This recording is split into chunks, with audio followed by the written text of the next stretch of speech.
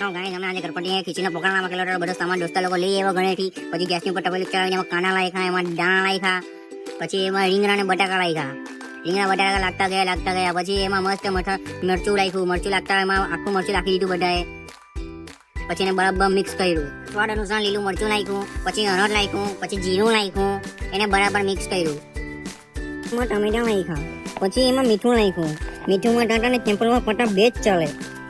પછી એને બરાબર મિક્સ કરીને બધા ટેસ્ટ કરવા લાગ્યા કેવું લાગે છે ને કેવું નહીં. બધા કહે છે બહુ મસ્ત લાગતું હતું. પછી એમાં મરચું નાખ્યું, પછી એમાં ચોખાને દાળ નાખી, એને બરાબર મિક્સ કર્યું.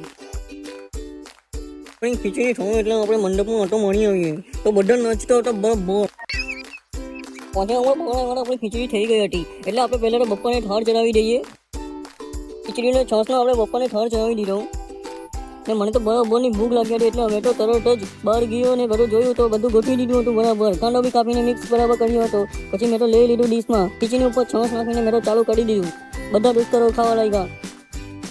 ઉપર ચોપ કરીને બીજી વખત બી મેં તો લઈ લીધું. તો ભાઈ તો 4 ગ્લાસ છાસ પીને બરાબર થઈ ગયેલું એ ભાઈનું તો.